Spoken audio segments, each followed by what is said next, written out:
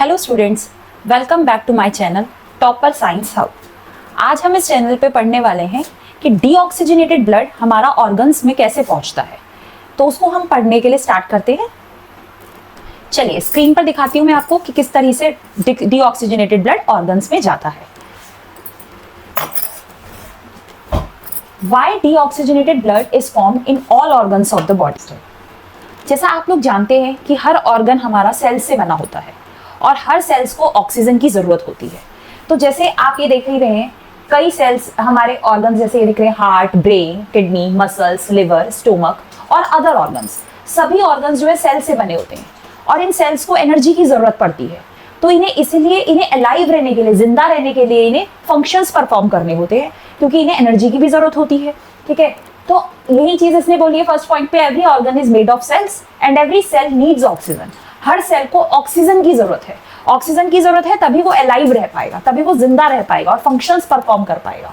यही चीज मैंने आपको बताई। ये सारे ऑर्गन्स हैं जिनमें जो सब सेल से बने हैं और इन सेल्स को ऑक्सीजन की जरूरत है ताकि वो सर्वाइव कर सके।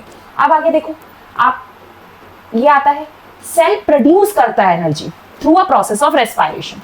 रेस्पिरेशन प्रोसेस आप जानते होंगे, जैसे जो हम खाना खाते हैं, खाना in the form of glucose, जैसे आप मान के चलो, वो खाना हमारा जो है ऑक्सीजन की प्रेजेंस में ब्रेक डाउन होता है। ठीक है, ब्रेक डाउन होता है और क्या बनता है उससे? कार्बन डाइऑक्साइड, वाटर और एनर्जी निकलती है। सेल्स को एनर्जी की जरूरत होती है, जिस प्रोसेस को कहते हैं रेस्पिरेशन। जैसे आप जानते हैं कि हर सेल को खाने की जरूरत होती है। अब हमारी बॉडी में जब हम खाना खाते हैं, फूड खाते हैं, यानी ग्लूकोज की फॉर्म में जो हम फूड लेते हैं, वो ब्रेक डाउन होता है। वो ऑक्सीजन की प्रेजेंस में ब्रेक डाउन होता है, जिससे एनर्जी रिलीज होती है। ठीक है, ये एनर्जी पर ये जो ब्रेक डाउन हो रहा है ग्लूकोज का ऑक्सीजन के साथ, वो सिर्फ ऑक्सीजन की प्रेजेंस में ही ब्रेक डाउन हो सकता है। विदाउट ऑक्सीजन हम जो है break down is not happen, break down नहीं हो पाएगा। तो ग्लूकोज, इसलिए ऑक्सीजन प्रेजेंट होनी बहुत जरूरी है, तभी हमारे सेल्स एनर्जी प्रोड्यूस कर पाएंगे, जिस प्रोसेस को हम बोलते हैं रेस्पिरेशन। अब हमारा, जैसे आप यहाँ देख ही रहे हो, ये आपका ग्लूकोज ऑक्सीजन के साथ कंबाइन हुआ, देना उसने कार्बन डाइऑक्साइड दिया, पानी दिया, एनर्जी दिया। लेकिन अगर ऑक्सीजन ही नहीं होगा तो ये ब्रेकडाउन प्रोसेस हो ही नहीं पाएगा। सो ऑक्सीजन बहुत जरूरी है। Without it cells cannot make energy and would die. कहने का मतलब ये है कि ऑक्सीजन के बिन सेल्स एनर्जी नहीं बना पाएंगे और ये मर जाएंगे। तो मैंने आपको रेस्पिरेशन के बारे में क्या समझाया? रेस्पिरेशन का मतलब होता है कि जब हम फूड को ब्रेक डाउन करते हैं in presence of oxygen, food in glucose form में, जब हम उसको ब्रेक डाउन करते हैं ऑक्सीजन की प्रेजेंस में, तब हमारी क्या निकलती है? CO2, पानी और एनर्जी। इसी वजह से हमारे सेल्स को एनर्जी की नीड होती है। विदाउट ऑक्सीजन हमारे सेल्स ब्रेक डाउन नहीं कर सकते, हमारा फूड ब्रेक डाउन नहीं हो पाएगा और सेल्स को एनर्जी नहीं मिलेगी और सेल डाई कर जाएंगे, सेल मर जाएंगे, सर्वाइव नहीं कर पाएंगे। तो अब हम देखते हैं कि हमने ये तो देख लिया कि सेल्स रेस्पायर कर रहे हैं, कैसे कर रहे हैं। विदाउट ऑक्सीजन वो नहीं जा सकते, नहीं रेस्पायर कर सकते, मर जाते हैं। अब हम देखते हैं कि oxygen is delivered to the cells by the blood. Oxygen किस तरीके से ब्लड के थ्रू हर सेल्स में पहुंचता है। देखिए, जैसे आप जानते हो कि आपका लंग्स से ऑक्सीजन लेता है ब्लड। ठीक है, ऑक्सीजन लंग से ली और ब्लड में गई। अब ब्लड ने क्या किया? क्योंकि अब जब लंग से ऑक्सीजन ली गई और ब्लड में गई, तो वो ब्लड ऑक्सीजनेटेड ब्लड हो गया। ऑक्सीजनेटेड ब्लड क्यों हो गया? क्योंकि उसमें ऑक्सीजन प्रेजेंट है। ठीक है, फिर उसके बाद वो ब्लड, हार्ट ने क्या किया? हार्ट ने उस ऑक्सीजन रिच ब्लड को, जो यानी कि आपका ऑक्सीजनेटेड ब्लड है, उसको आर्टरीज के थ्रू हर ऑर्गन में बॉडी के पहुंचाया। आर्टरीज आप जानते हो, ये हार्ट से ब्लड लेकर सभी ऑर्गन्स में पहुंचाता है। तो वो जो हार्ट से ब्लड लेता है वो आपका ऑक्सीजन रिच ब्लड होता है, जिसको आप बोलते हो ऑक्सीजनेटेड ब्लड। तो वो ऑक्सीजनेटेड ब्लड आपका आर्टरीज के थ्रू हर बॉडी के ऑर्गन में डिलीवर किया जाता है। जैसे आप यहाँ देख सकते हैं फिगर में कि lungs add oxygen to blood. Lungs के थ्रू ऑक्सीजन ली गई, ऑक्सीजन ऐड हुई ब्लड में, जो कि दिखा रहे हैं ऑक्सीजनेटेड ब्लड कहलाया, क्योंकि इसमें ऑक्सीजन प्रेजेंट है। और फिर उसके बाद हार्ट ने आर्टरीज के थ्रू हर ऑर्गन में, ये देखो, ये हर ऑर्गन में इस ब्लड को पहुंचा दिया, to all organs of the body. यानी कि लंग से ऑक्सीजन लिया और उसके बाद ब्लड में गया, जिस ब्लड को ऑक्सीजनेटेड ब्लड कहा गया। फिर उसके बाद हार्ट ने आर्टरीज के थ्रू हर ऑर्गन में ऑक्सीजन जो है पहुंचा दिया, to all organs of the body. तो अब हम देखते हैं इससे आगे नेक्स्ट पार्ट कि क्या है। देखिए, ये आपका है, when blood reaches an organ, the cells absorb the oxygen, क्योंकि अभी आपने क्या देखा कि ऑक्सीजन आपका हर ऑर्गन में पहुंच गया था। अब जब हर ऑर्गन में आपका ऑक्सीजन पहुंच गया तो उसके बाद ऑर्गन ने उन ऑक्सीजन के साथ क्या किया, क्या हुआ। तो यानी कहने का मतलब क्या है कि जब ऑक्सीजनेटेड ब्लड फ्लो करता है, हर ऑर्गन में पहुंचता है कैपिलरीज के थ्रू। कैपिलरीज आप जानते हो, कैपिलरीज एक टाइनी वेसल है जो कि ब्लड वेसल है जो कि आर्टरीज और वेन को कनेक्ट करके रखती है। तो ऑक्सीजनेटेड ब्लड जब आपका इन टाइनी कैपिलरीज के थ्रू इनसाइड, हर ऑर्गन के इनसाइड पहुंचता है तो उस टाइम पे ऑर्गन के, मैंने आपको पहले ही बताया कि हर ऑर्गन के अंदर, हर ऑर्गन जो है सेल से मिलके बना है और वो सेल्स क्या करते हैं, इस ऑक्सीजन को खींच लेते हैं। जो ऑक्सीजन, ऑक्सीजनेटेड ब्लड ऑर्गन्स में गया और उन ऑर्गन्स के अंदर जो सेल्स हैं वो उस ऑक्सीजनेटेड ब्लड को खींच लेते हैं फॉर रेस्पायरेशन के लिए। और जब वो उसी टाइम पे रेस्पायरेशन के लिए वो ऑक्सीजनेटेड ब्लड खींच लेते हैं, रेस्पायर करते हैं, एब्जॉर्ब कर लेते हैं वो सेल्स, उसी टाइम पे, सेम टाइम पे, उसी टाइम पे सेल्स जो है कार्बन डाइऑक्साइड रिलीज करते हैं ब्लड के अंदर, जिसकी वजह से, जैसे आप देख रहे हो, ये फिगर भी देख सकते हो आप, ऑक्सीजनेटेड ब्लड आपका मैंने बताया कैपिलरीज के थ्रू अंदर एंटर करता है और जो सेल्स है वो सेल्स ऑक्सीजन ले लिया, उन्होंने ऑक्सीजन ले लिया और उसी टाइम पे कार्बन डाइऑक्साइड को क्या करा, ब्लड में छोड़ दिया। ये ऑक्सीजन ले लिया सेल्स ने और ये कार्बन डाइऑक्साइड छोड़ दिया, जिसकी वजह से अब क्योंकि सेल्स ने ऑक्सीजन सारी एब्जॉर्ब कर ली उस ऑक्सीजनेटेड ब्लड में से, अब वहां पे CO2 आ गया, CO2 छूट गया, रिलीज हो गया, जिसकी वजह से ये ब्लड जो है आपका कैसा बन जाता है, ब्लड बिकम्स डीऑक्सीजनेटेड। ब्लड कैसा हो जाता है, डीऑक्सीजनेटेड ब्लड बन जाता है। हमने, हमारा टॉपिक यही था कि हमें जानना था कि ब्लड किस तरीके से, डीऑक्सीजनेटेड ब्लड जो है कैसे ऑर्गन्स में पहुंचता है।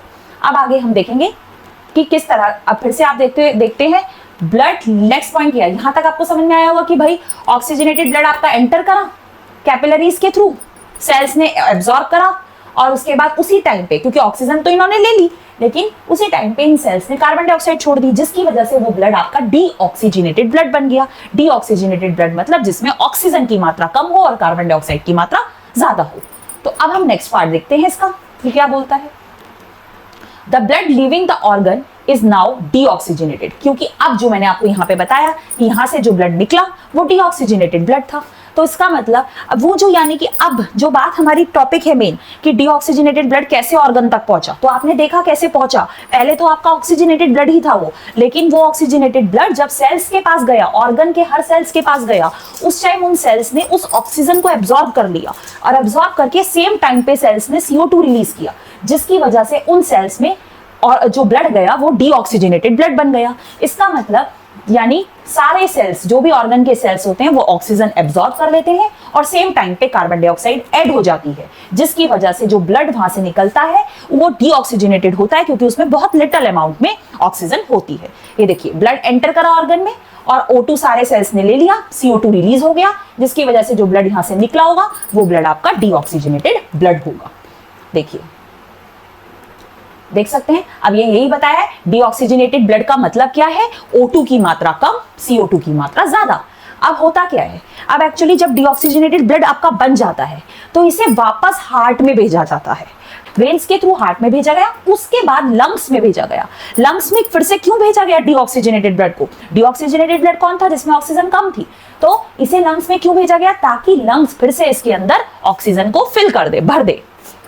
तो एक बार हम लोग फिर से रिकैप कर लेते हैं कि हमने क्या पढ़ा। हमारा टॉपिक था कि डीऑक्सीजनेटेड ब्लड किस तरह से ऑर्गन्स में एंटर करता है। तो सिंपल सी बात है, आपको पता है कि हर सेल्स को सरवाइव करने के लिए एनर्जी की जरूरत है, और वो एनर्जी हमारी कहाँ से आती है, ऑक्सीजन की प्रेजेंस में आती है। अगर हमारी बॉडी में ऑक्सीजन ही ना हो, हमें ऑक्सीजन ही ना मिले, तो हमारे सेल सरवाइव नहीं कर पाएंगे, उन्हें एनर्जी नहीं मिल पाएगी। ठीक है, तो इसीलिए हर सेल को एनर्जी की जरूरत है, और वो एनर्जी आती है थ्रू रेस्पायरेशन। जब आप कोई भी खाना, जब आप फूड को अंदर लेते हो, फूड इनटेक करते हो, तो वो फूड ग्लूकोज की फॉर्म में ब्रेक होता है, ठीक है, in the presence of oxygen. अगर ऑक्सीजन नहीं होगी तो आपका खाना ब्रेक डाउन नहीं होगा, ठीक है, और वो ब्रेक डाउन होता है क्योंकि ऑक्सीजन है, और ऑक्सीजन के प्रेजेंस में जब ब्रेक डाउन होता है तो उससे निकलती है CO2, H2O और एनर्जी निकलती है, जिससे हमारे सेल्स को एनर्जी मिलती है और वो रेस्पायर कर पाते हैं, जिसकी वजह से वो सर्वाइव कर पाते हैं। अब जैसा आप जानते हो कि लंग्स ऑक्सीजन लेता है, लंग्स ऑक्सीजन लेके ब्लड में ऐड करता है, और वो ब्लड में जब ऐड करता है, क्योंकि अब लंग्स ने ऑक्सीजन लिया